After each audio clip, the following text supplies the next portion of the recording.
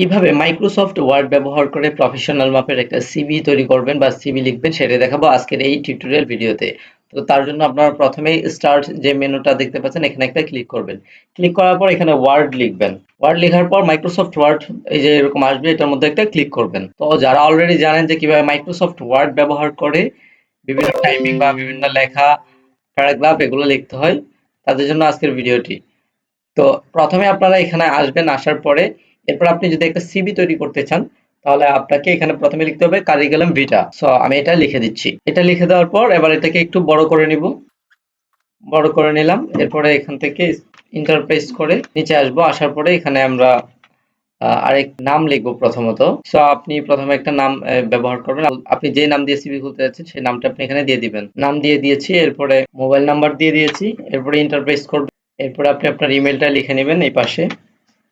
এরপর আপনার অ্যাড্রেসটা লিখবেন, আপনার ফুল অ্যাড্রেসটা এখানে লিখে নেবেন। সো অ্যাড্রেস লেখা হয়ে গেলে ইন্টারপ্রেস করে নিচে আসবেন।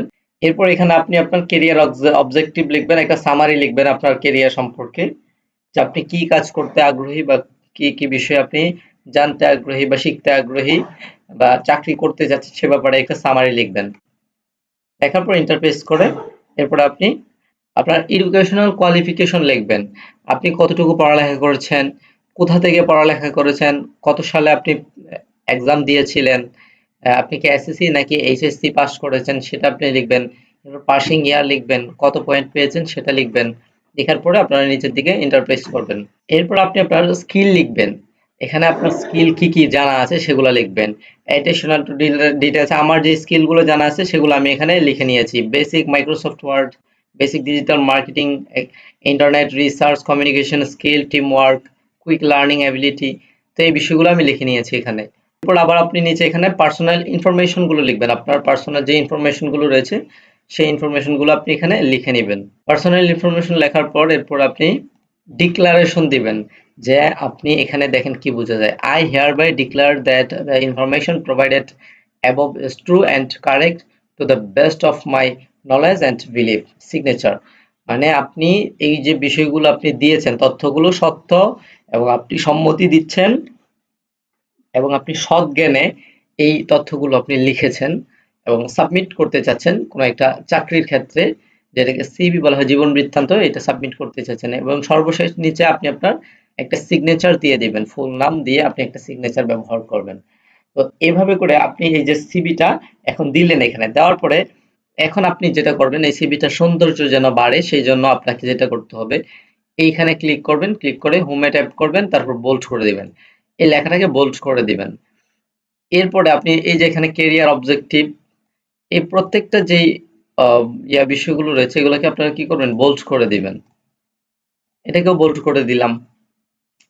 এরপরে এই যে এটা এডুকেশনাল কোয়ালিফিকেশনস, যদি বোল্ড করা থাকে তাহলে বোল্ড করতে হবে না, আর যদি বোল্ড করা না থাকে তাহলে আপনারা বোল্ড করে দিবেন প্রত্যেকটা বিষয়কে।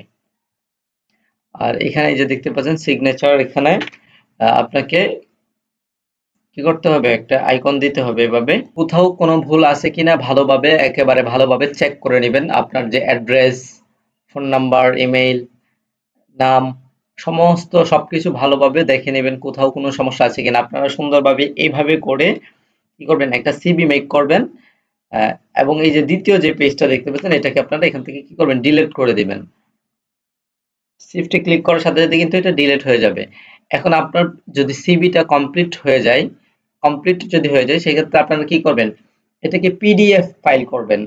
সেভ না করে এই যে এখানে আইকনটা দেখতে পাচ্ছেন এই আইকনে একটা ক্লিক করবেন। এই আইকনে ক্লিক করার পর এরপর আপনি এখানে একটা নাম ব্যবহার করবেন। আমি এখন নামটা দিয়ে দিচ্ছি। এই নামটা দিবেন, আপনি যেই রিলেটেড চাকরির জন্য সিভিটা বানাতে চাচ্ছেন ওই রিলেটেড একটা নাম আপনি এখানে ব্যবহার করবেন। সো নামটা আমি দিয়ে দিয়েছি, এখানে দেখতে পাচ্ছেন ফাইল নেম। এরপর আপনি এখান থেকে জাস্ট সেভ এর মধ্যে একটা ক্লিক করবেন। এরপরে ইয়েস এ ক্লিক করবেন।